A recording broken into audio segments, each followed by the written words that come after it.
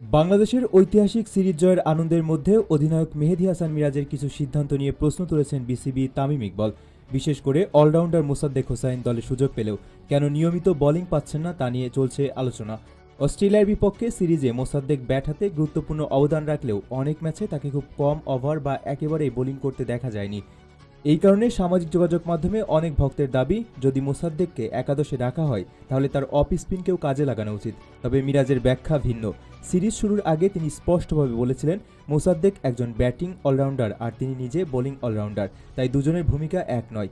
দলের প্রয়োজন অনুযায়ী মোসাদ্দেককে ব্যবহার করা হচ্ছে।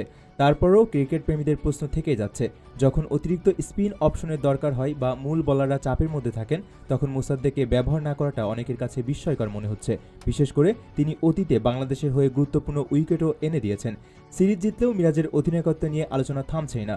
সমর্থকদের একাংশ মনে করেন বোলিং পরিবর্তনে আরও সাহসী সিদ্ধান্ত নিলে বাংলাদেশ ভবিষ্যতে আরও শক্তিশালী দল হয়ে উঠবে।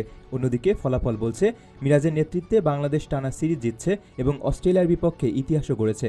তাই সমালোচনা থাকলেও আপাতত জয়ের হাসি সবচেয়ে বড় উত্তর।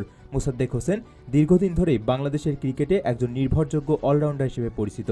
ব্যাট হাতে মাঝের সারিতে দলকে বিপদ থেকে উদ্ধার করার পাশাপাশি তার অফ স্পিনও অনেক সময় ম্যাচের মোড় ঘুরিয়ে দিয়েছে। ফলে দলে তার উপস্থিতি শুধু একজন ব্যাটার হিসেবে নয়, বরং একজন কার্যকর অলরাউন্ডার হিসেবে গুরুত্বপূর্ণ।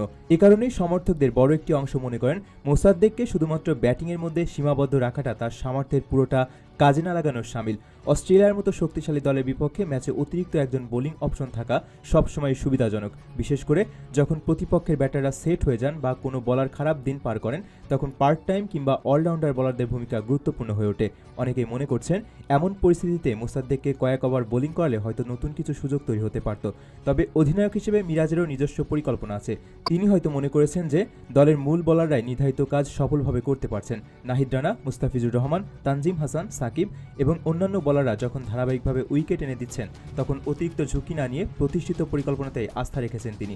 ক্রিকেটে অনেক সিদ্ধান্তই তাৎক্ষণিক পরিস্থিতির উপর নির্ভর করে নেওয়া হয়। দর্শকরা বাইরে থেকে যা দেখেন, মাঠের ভেতরে অধিনায়ক ও কোচিং স্টাফ অনেক সময় তার চেয়ে ভিন্ন বাস্তবতা বিবেচনা করেন। পিচের অবস্থা, ব্যাটারের ধরন, ম্যাচের গতি এবং দলের কৌশল সবকিছু মিলিয়েই একটি সিদ্ধান্ত আসে। তাই মোসাদ্দেককে বোলিং না দেওয়ার পেছনেও হয়তো এমন কিছু কারণ রয়েছে যা সাধারণ দর্শকদের চোখে ধরা পড়ে না। তবু না, কারণ মোসাদ্দেকের মতো একজন অভিজ্ঞ অলরাউন্ডারকে দলে নিয়ে তার বোলিং দক্ষতাকে খুব কম ব্যবহার করা হলে প্রশ্ন উঠবেই। ভবিষ্যতের ম্যাচগুলোতে যদি তাকে আরও বেশি বল হাতে দেখা যায় তাহলে হয়তো এই বিতর্কের অবসান ঘটবে। তবে আপাতত সিরিজ জয়ের আনন্দের মাঝেও সমর্থকদের কৌতূহল রয়ে গেছে মোসাদ্দেক হোসেনকে কেন আরও বেশি বোলিং করানো হচ্ছে না, আর মিরাজের পরিকল্পনায় তার প্রকৃত ভূমিকা আসলে কী।